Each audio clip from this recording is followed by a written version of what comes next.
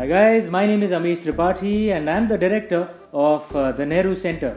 The Nehru Center is the cultural wing of the Indian High Commission in the UK, and we've been in existence for many decades, and we organize wonderful events at this very auditorium. You can register for our newsletter at our website nehrucenter.org.uk. You don't need to write them down, they will be displayed at the bottom of the screen. You can also come to our Facebook page, which is a verified page, the Nehru Center. You can follow updates on all our events on Twitter as well, the Nehru Center, that's also a verified account. Or you can come to our YouTube channel, again, the Nehru Center. We are nothing if not consistent. I hope you do come to our online channels and enjoy the events that we are putting up for you. Thank you so much for all your love and support. Namaste, Jai Hind.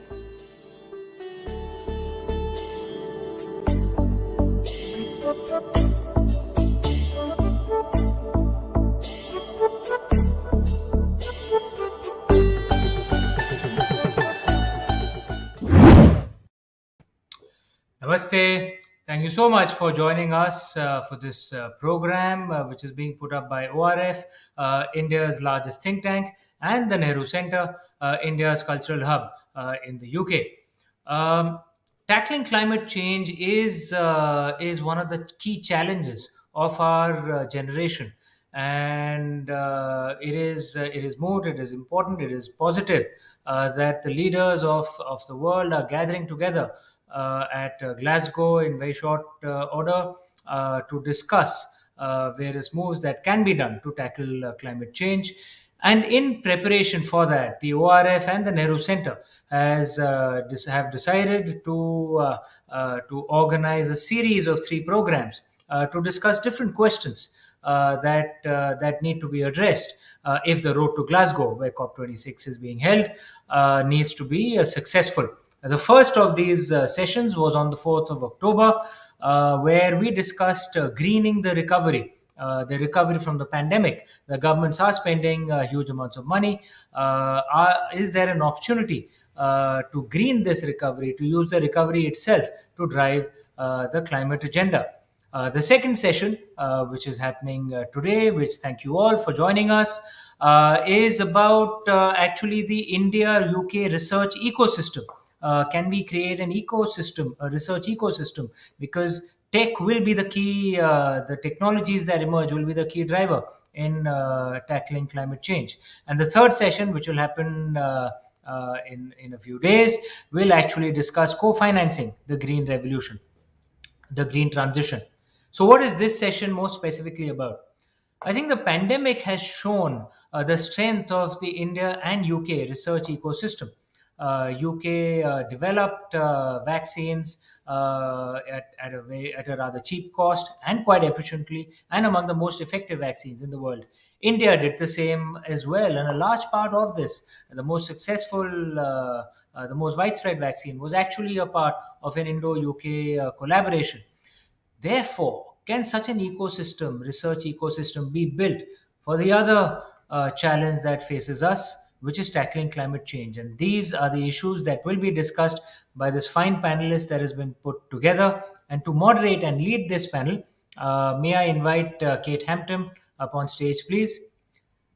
Kate, namaste. Welcome to the Nehru Center ORF platform. Before I leave the stage to you, if I could just give a short introduction. Kate became the CEO of Children's Investment Fund Foundation in March 2016, and she had run CIFS's climate change team since 2009. She has more than a decade's experience in this field, and one can't think of anyone better to moderate this very important panel. Kate, over to you. Thank you so much. And it's a real pleasure to be here online with everybody. And what an interesting topic we have today. In the run-up to COP26, we need to remember that it's not just about commitment, it's also about delivery. And delivery will require a huge amount of technology, as we've heard already, but also human capital investments, the know-how for delivery, business model innovation, academic collaboration. So it's not just hard tech. We also need to think about the soft tech and the social science components. And the multi-stakeholder nature of this transformation is significant. Public-private partnerships are going to be crucial. Countries will both be competitors and collaborators. So we're going to have a really interesting discussion today. We've got a great panel. We've got Professor Basant from IIM Ahmedabad. We've got Vishali Sinha from Renew Power. We've got Manoj Ladwa, the founder and CEO of India-UK, and Rebecca Fairbairn from UKRI. So lots of perspectives here today. And I just wanted to start the panel with a couple of general questions, and please jump in. I'd like to hear comments from each of the panelists, and then we'll jump into discussion. So at a very sort of high level, what do you think should be the priorities for India-UK collaboration on climate change? As we've heard, there's already a very successful research collaboration between the UK and India. How do we get it more climate focused? Be really interested in your thoughts on that. And I'd also be really interested in your thoughts on how do research institutions contribute to scalable and commercial solutions? And obviously, there's lots of collaboration potential on R&D, but as things get closer to commercialization, it becomes a little bit more complicated. So I'd love your thoughts and insights from other sectors or other instances where you've worked on public-private collaboration. So I'll go to Professor Basant first, if that's okay. Maybe your thoughts on those high-level comments to start with. If you could unmute yourself, please. Thank you. Thank you very much, Kate, and I'm happy to be here with all of you on this platform. Broadly, my answer to the two questions is a big yes, because I have seen in the last few years a lot of interesting collaboration happening between UK and India on a variety of things relating to clean energy, clean technologies, and including things like water and so on. So I strongly believe that those experiments should be extended, widened to include more institutions and funded more liberally. And the focus has to be decided by a group of people who understand problems at both ends. And I strongly believe that it has to be mission driven. So the mission has to be developed with some kind of informed discussion between the two parties. And once you have that broad mission in place, if it is related to climate or water or solar or whatever, then a whole host of things can be put together to pursue that mission. And I'll be happy to talk about specifics of what I think can potentially be done. But at a broad level, I very strongly believe that there is a significant potential to pursue objectives related to climate change. And we have a variety of avenues that can be used. And hopefully we'll get back to some of those specific questions later on. Thank you so much. And it's great to hear some thoughts on how you align people around a mission on climate change. So it'd be really interesting to hear from others where we think the UK-India mission on climate change is aligned to facilitate the kind of collaboration that we've just heard about. I'm now going to go to Vishali Sinha, Chief Sustainability Officer. Obviously, you've got a more commercial perspective on this. Tell me what you think about the UK-India collaboration on climate. Yeah, hi. Thanks, Kate, for those questions, and thanks to RF for doing this session. I think it's a very significant one. And, first I want to say that, both India and UK are two major players. And unfortunately, we haven't seen enough of engagement on the industry academia front as much as we see in other parts of the world. So this is a much needed session, and I'm glad we are discussing this. Particularly in light of the dynamic leadership on the climate front, both the countries' leaders have shown. Our Prime Minister is deeply committed. I think our 450 gigawatt target is pretty significant, and India is one of the most attractive destinations. And there's no doubt that UK has done an exemplary job with respect to actually making commitments and walking the talk.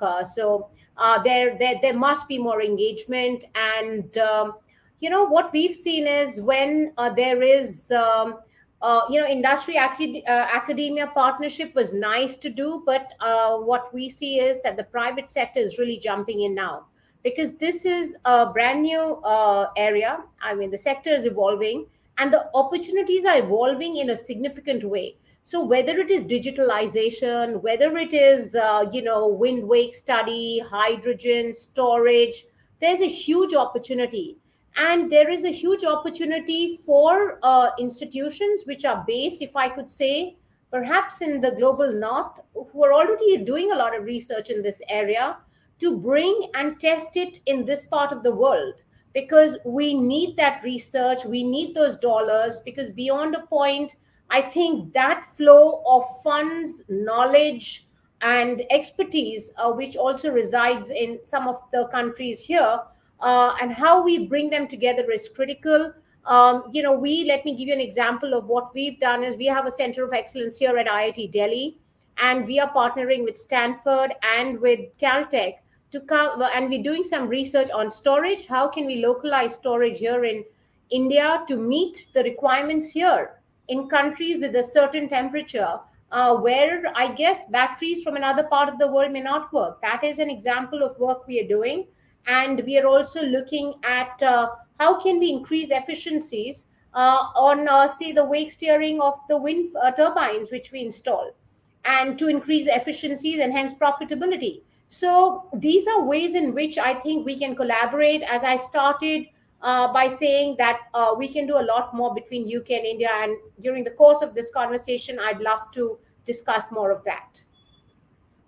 Thank you. And a really important point there on the need for local solutions and input. It's not just a copy paste as we move from one country to another, but really specific local conditions. And that's why collaboration is going to be so crucial for scale. I'd like to turn now to Rebecca Fairbairn. From your perspective, what do you think we could do more of in terms of UK-India collaboration? Thanks, Kate. And I'd like to echo everyone else's points here about the importance of this session and the importance of research and innovation to really, I think, to follow the overall introduction to tackle this key challenge of our generation. I think in reality, if we're going to succeed with this, we need to be really broad in our approach. I absolutely agree with Vaishali's point about bringing what might be considered technology research knowledge from the north to the south, but they need to adapt that sensibly to local environments. And in fact, that's not just about adapting to local environments, it's about making sure we are developing something that's globally applicable and that works better in the UK, in the US, in Germany, wherever it's been imagined. I think the real approach we need to take here, though, is about breadth. It's really important that we are looking at the technologies that will lower our emissions in a whole range of areas, that will help us clean our water, clean our air, clean our environments. But we need to do it in a way that's not just focused on technology. We need to make sure that we are learning from each other, from the cultures that we have, from the experiences we've had, and are building towards approaches that will work, that people will be bought on board with, that we will, as a human race, work together to see succeeding. I don't think we can do that through technology alone. Thanks so much. And Mr. Ladwa, any opening comments from you in terms of what you've heard so far? You'll have to unmute yourself, sir, I'm afraid. Thank you very much, and thank you very much for the opportunity to contribute to this timely conversation. I just want to underline what all the other speakers have said, that there is a strong and vibrant history between the UK and India in collaborating across different sectors. There is therefore a tremendous amount of familiarity between the two countries. Trust has been built up over many years in various fields of collaboration, whether it's in defense technologies, whether it's in financial services, across the board. And our businesses are more active now than ever before. And a genuine partnership has emerged over the last several years between the UK and India. I think fundamentally there will be two pillars upon which the discussion and roadmap around climate change and climate change collaboration between the two countries will rest. One is higher education, and the other is the business-to-business connections. As far as higher education is concerned, there needs to be, in my view, a much stronger alignment between the two countries' institutions, and a much more stronger focus on industrial application of the research that is going on. Here in the UK, it has been a strength of the United Kingdom in the way in which higher education institutions and industry tend to work together. In India, that is an evolving process, and more needs to be done on that side. And secondly, business-to-business collaboration, I believe, will be another important pillar, and I know Vishali has alluded to that as well. I'd just like to point out that a lot of the groundwork has already been done through the UK-India 2030 roadmap that Prime Minister Modi and Prime Minister Johnson signed and agreed to early on in this year, where there is an entire chapter on climate change collaboration. And so that does set out a what I believe is a meaningful and excellent roadmap. But what now will be required, and going back to one of the first comments, is a lot more focus upon deliverables. Thanks for that great opening round. So we've heard already the need for serious mission alignment, and I think the last comments point to that. We've already got a high-level head of government framework, and now it's really about focusing down and building those partnerships. We've heard that there's a lot of opportunities out there in relation to clean energy and many others, but that needs to be applied to local realities.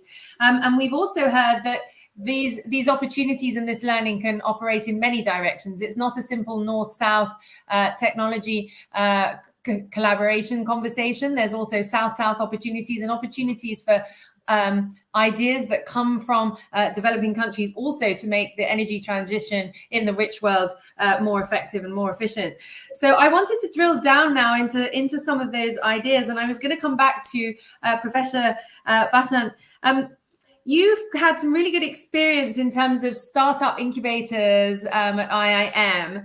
And I was wondering if you had any insights from that model that you think are applicable to climate change and could take on a sort of a transnational nature, given potential sensitivities around competitiveness and commercialization and IP. But what are the learnings here, and how could they be applied both to climate and transnational collaboration?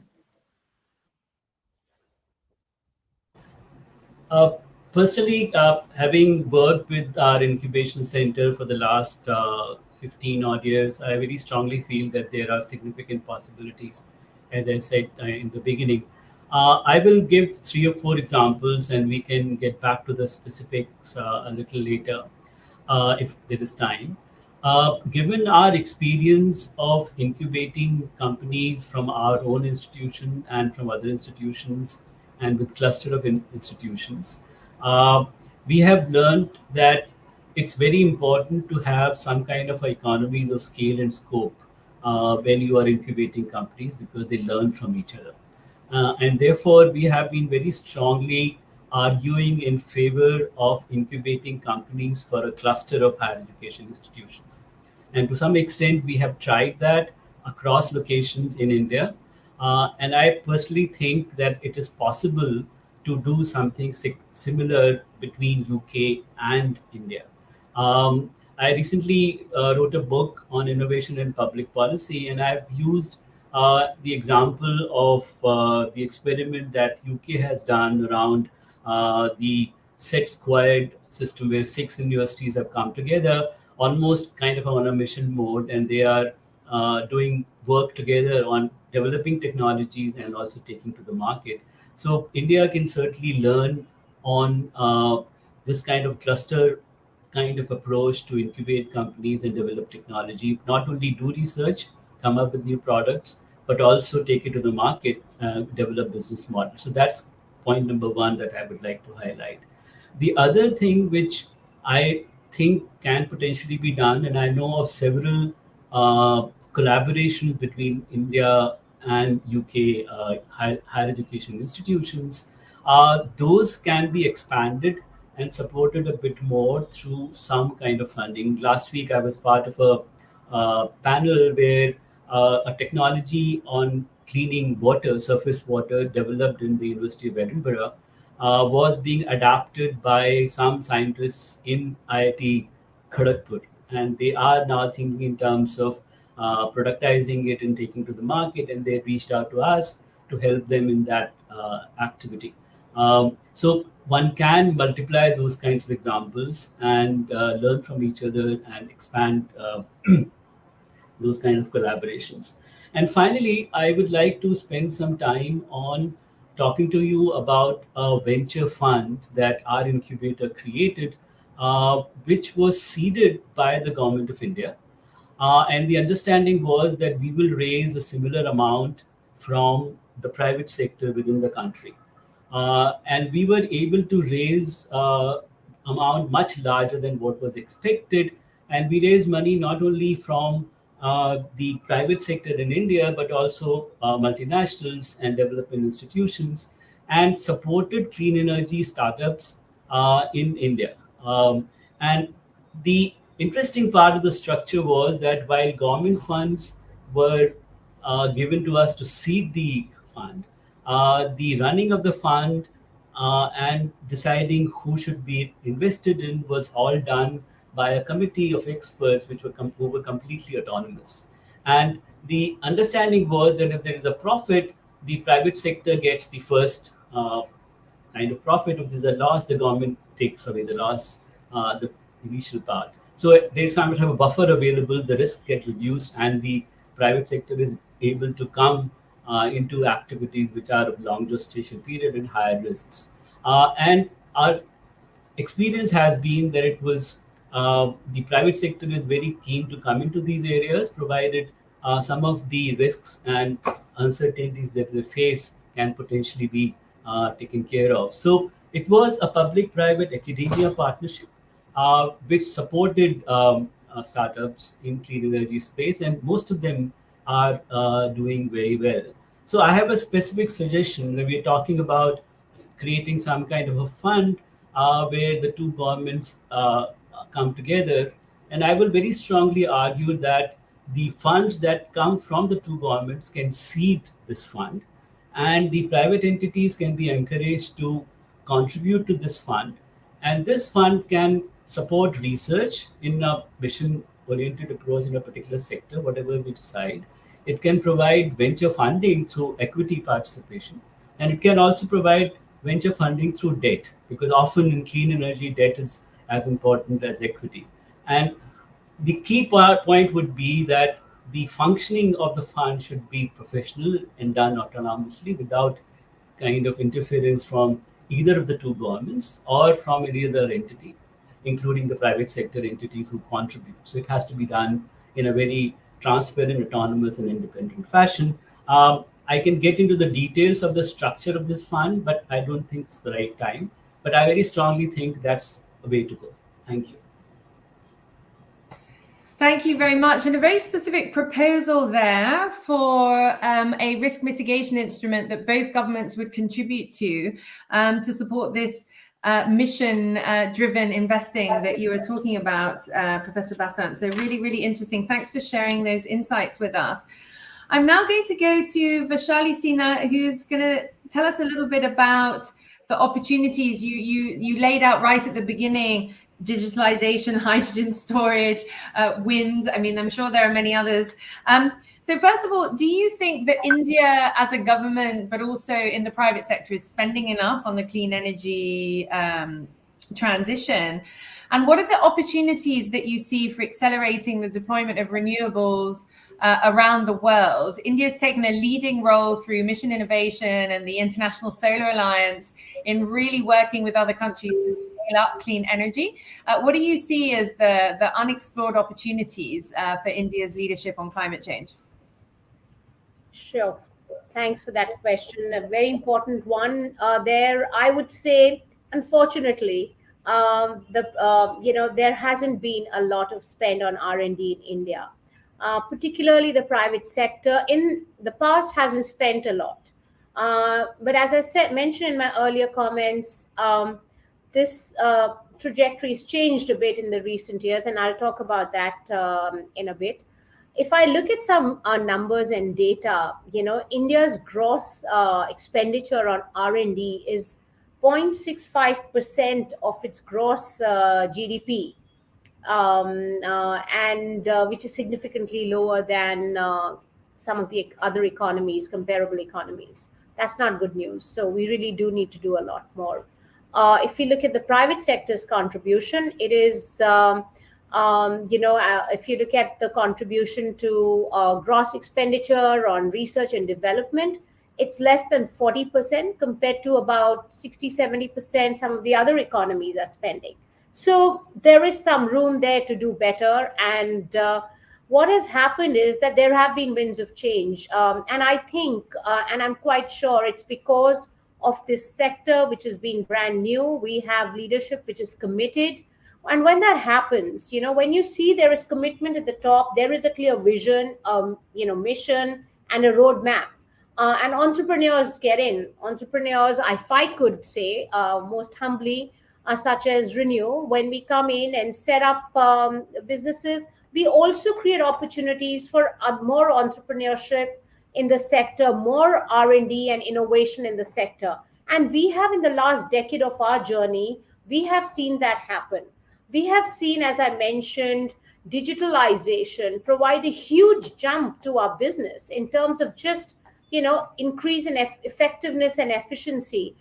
We have seen our R&D projects, which we are running at the Indian Institute of Technology in Delhi, show results, and we've come up with research and solutions for real problems, for real short-term problems, and also for ideation for new challenges which the sector is likely to face over the next 3 to 5 years.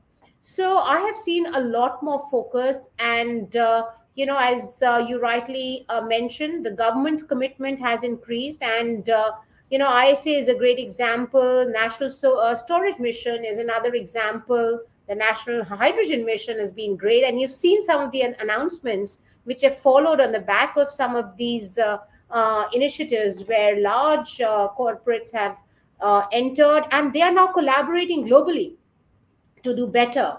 So there's a 360-degree approach, and it's not only an India-centric approach. I think, especially in the renewable energy space, India-centric approach is no longer the way of life for most corporates. We are all looking globally to partner, to collaborate, and we're seeing, to a great extent, as I gave some of the examples from our own experience, we are partnering with universities across for R&D and innovation.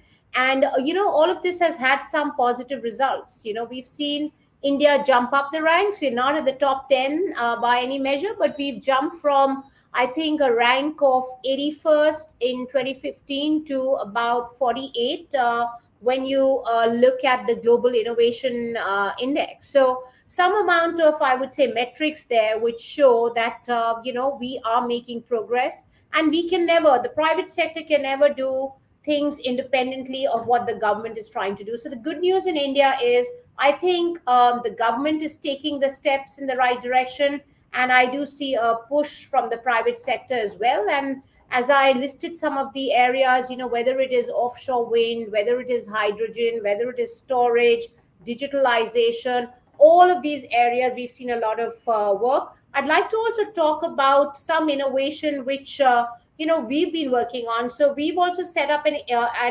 accelerator for climate change at the Indian Institute of Technology, at our Center of Excellence there. And we've partnered with UNDP.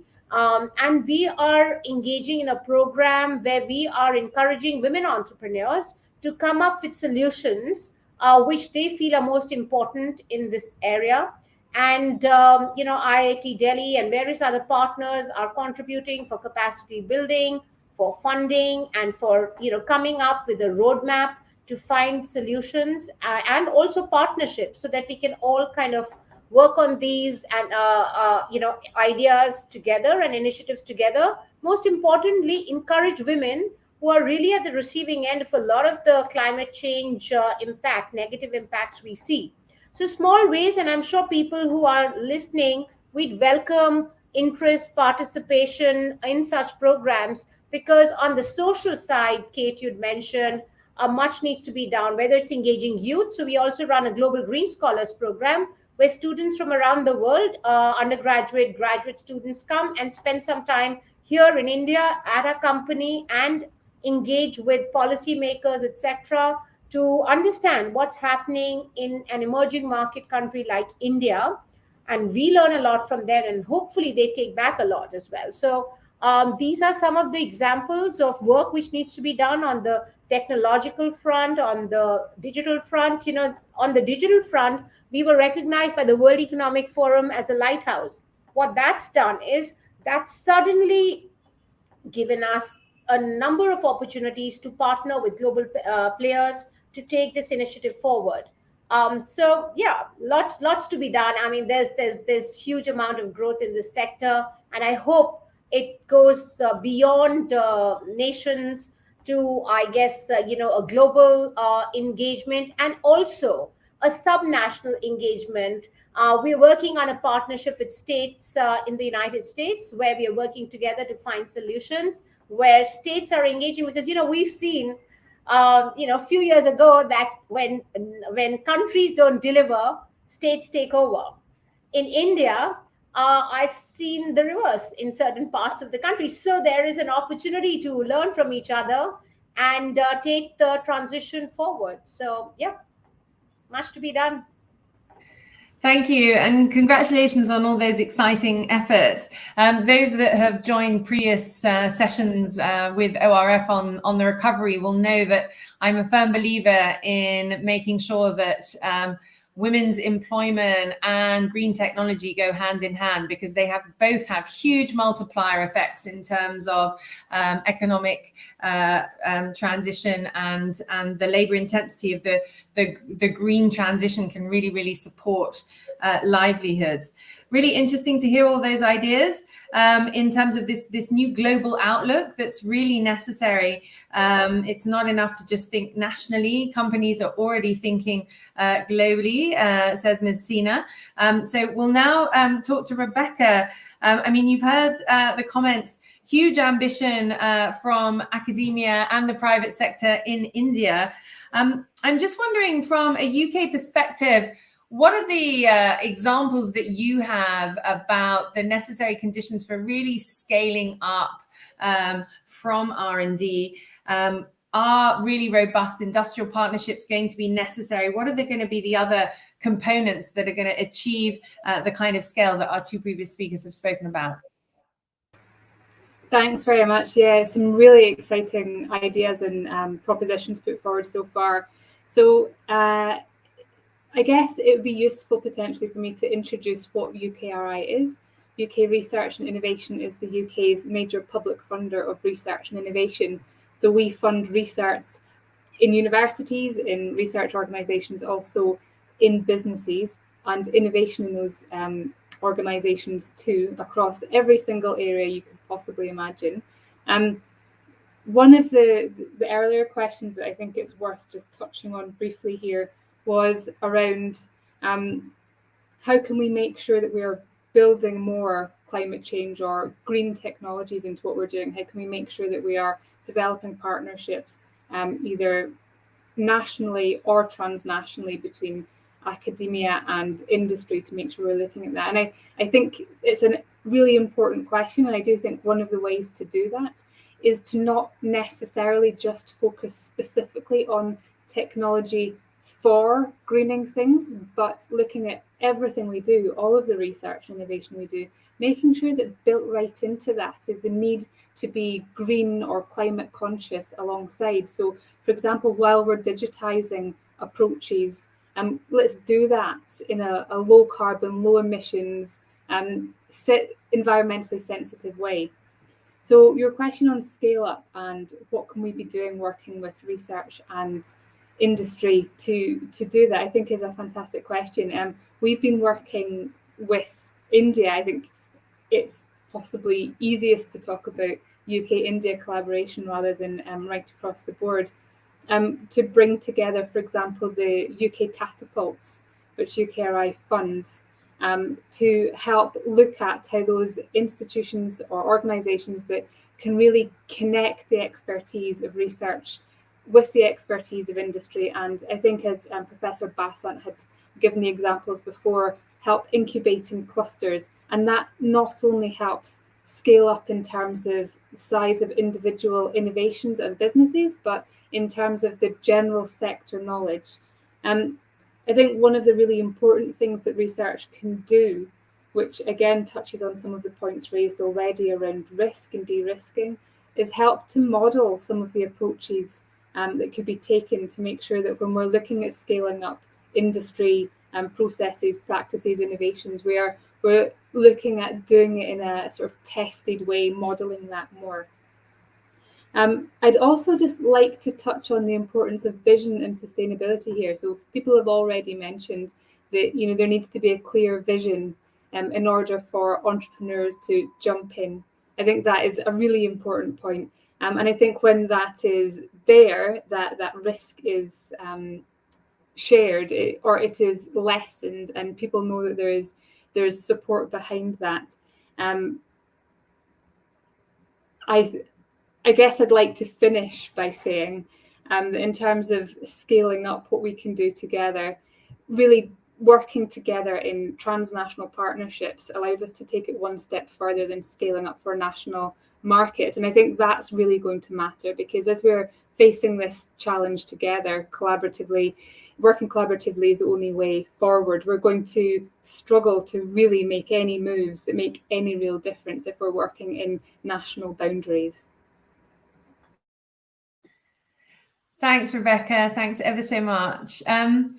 I'd now like to move on to Manoj Ladwa to get your thoughts on, we heard Vishali Sina earlier mention green scholars and the role of youth, and you mentioned higher education in your comments. So I'd be really interested in your thoughts on how we create a really strong cohort of UK-Indian collaborators on climate change. That would be really transformative. And what can be done? You mentioned business to business and higher education. Is there anything you'd like to add on the business to business part of that as well? Yes, thank you very much, Kate. I see one of the challenges of the discourse on climate action is that it's often very much a top-down approach or a top-down attitude, and you can understand that given the scale of the problem that the world sees. But a lot of work needs to be done on a bottom-up approach to tackling these issues. That's where you're going to get the real breadth of innovation and ingenuity in tackling both macro and micro issues around this subject, and specifically around higher education. And I'd like to slightly clarify one of the comments I made earlier on, where I said that there is a strong UK-India connect in higher education. That's certainly the case in terms of the flow of students from India coming here into the UK and studying here. I think that now we're at over 50,000 Indian students currently studying in the UK, and that's set to grow.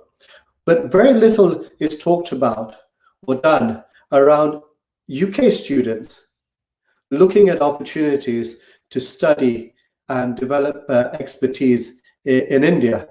And I think some thinking needs to be done around how can we encourage more British students to engage in projects in India and with Indian institutions and with fellow students in India. So that's one of my observations there.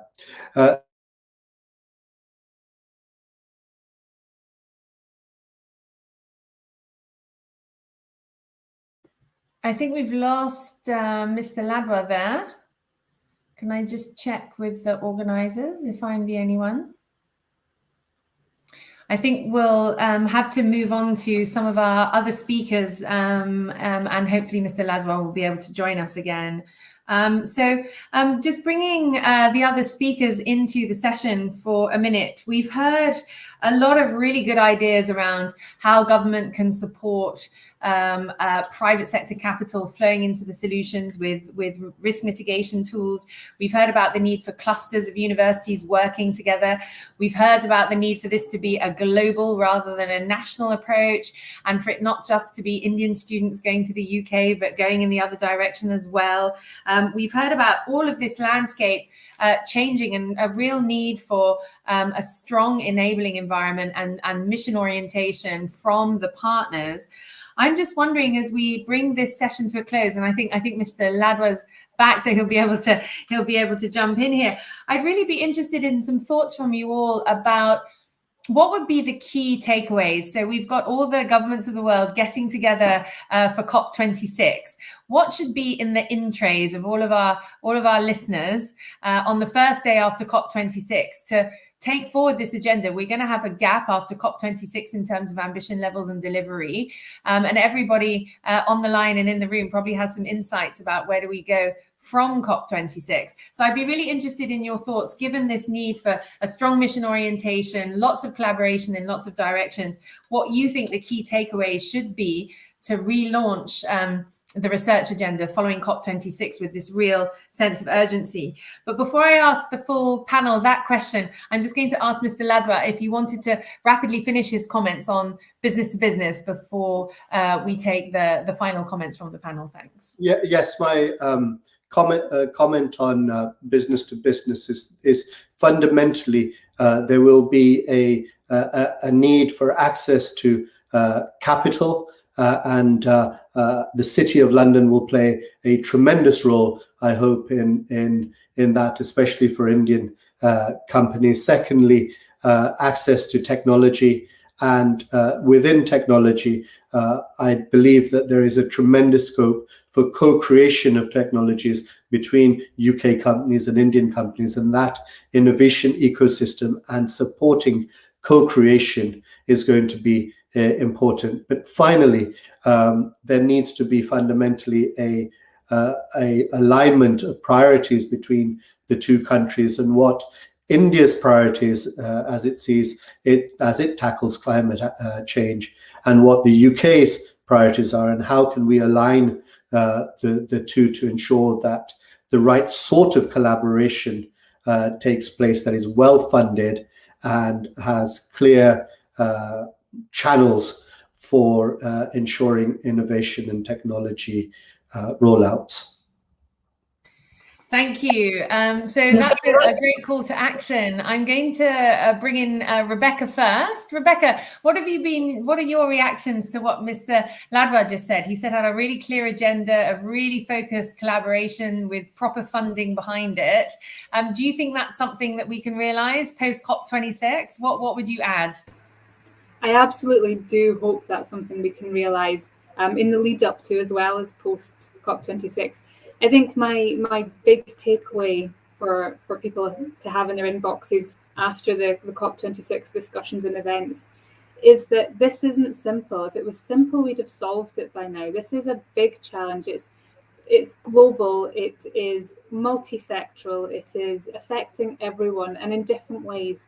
And if we really want to solve this, we need to build systems that listen to and encourage diverse voices and unexpected ideas that are not developed by one set of people that think they've got one set of answers. We need to be involving industry as much as academia when we're talking about research. We need to be involving, as you've said already, women need to be involved in this, marginalised communities need to be involved in this. We need to view this as a whole system effort. And I know that's complicated, but it is going to be complicated. And it's only through working in that way that we're going to surface the ideas and the new approaches that we need to find solutions to these challenges. And I absolutely think that can be done. And I think the partnerships we've seen between the UK and India growing over the last decade or more absolutely demonstrate that we can do this. We can work together on challenges that impact us similarly, but to different scales and in different ways. And I think that's where our global solutions will be found. Thanks, Rebecca. And we've seen some comments here on the chat regarding the need to scale up the involvement of young people as well, who are going to drive much of this forward.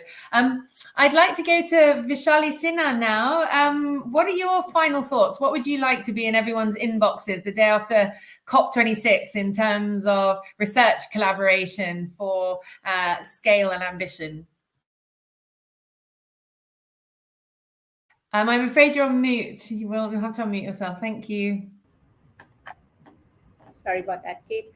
Yeah, so definitely, let me just make an overarching comment, and I'll come to research if that's okay, Kate. I think what I'd like to see in my inbox is what have we decided on the execution and the metrics we are going to set up to measure progress, right, for the transition, to make it just, inclusive, fair.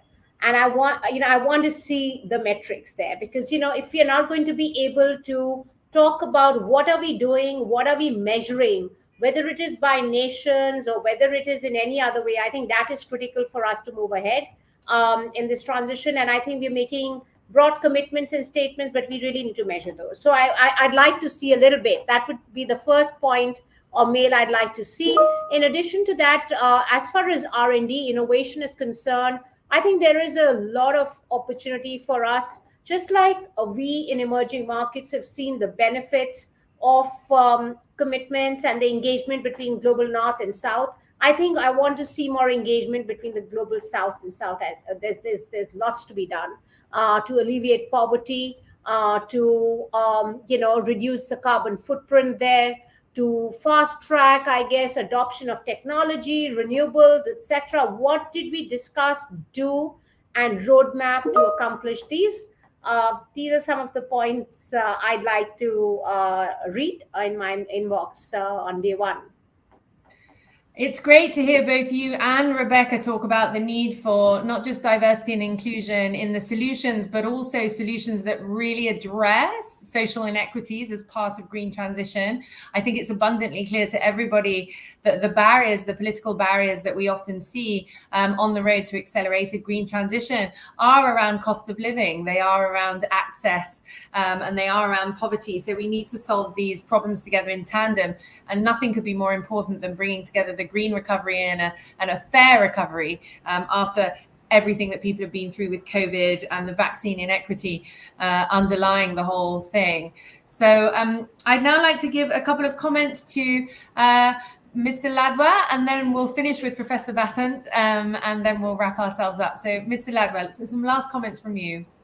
Yeah, thank you very much. And I think one of the challenges that I highlighted early on is the alignment of priorities between the UK and India. I talked about how both nations are familiar with each other. We have a great connect through our diaspora. But there are instances along this journey whereby the two countries may sometimes be speaking at cross purposes or are misunderstanding each other. And that's where there needs to be an establishment of a very strong and robust track 2 conversation between the two countries on a constant basis that is focused, and it is based upon very, very measurable criteria, as Vishali has said, as to what we want to achieve between the two nations. There are a plethora of projects. We have a roadmap in play, and we do, on the whole, get on with each other. The question now is to get down to business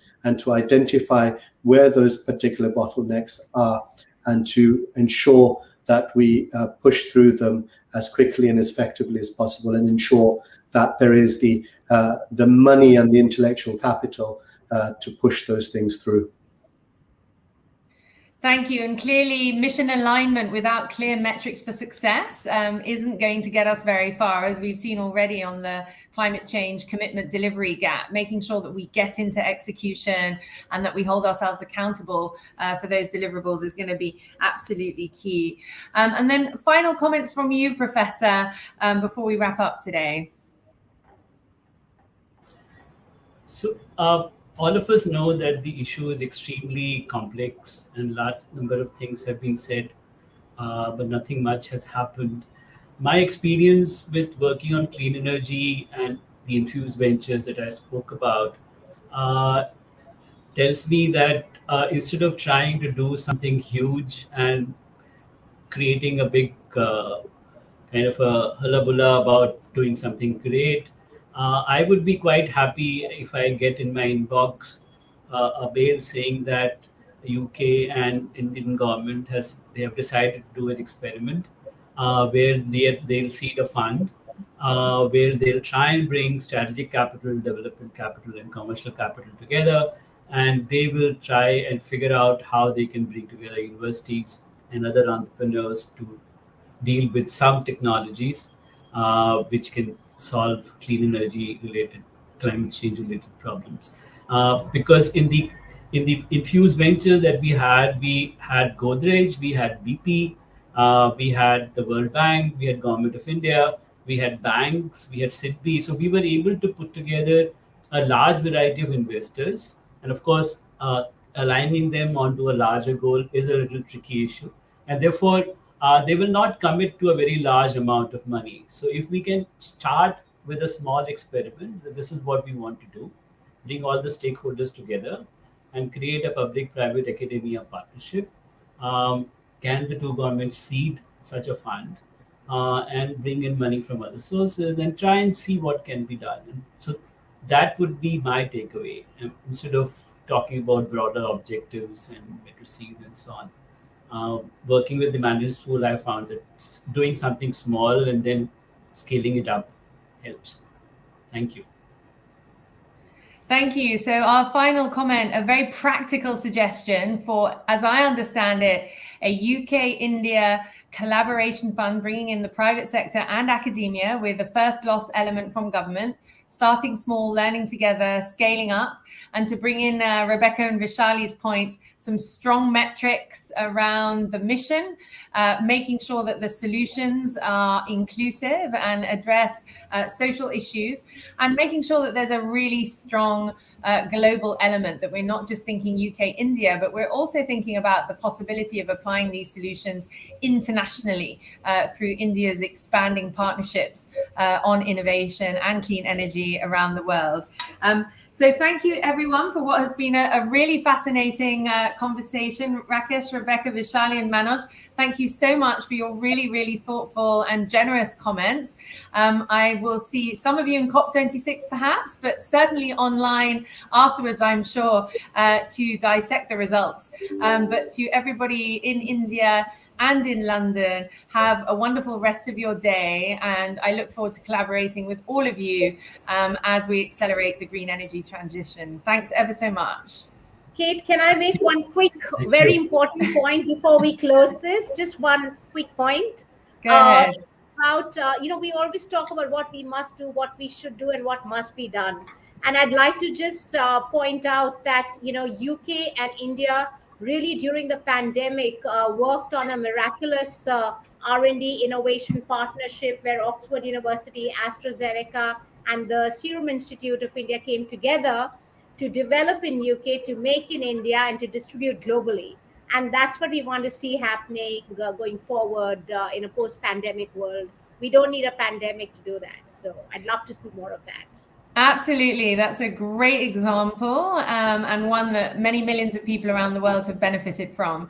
So thank you ever so much, everyone. Really enjoyed your comments today and see you all soon. Bye-bye. Thanks, Rebecca.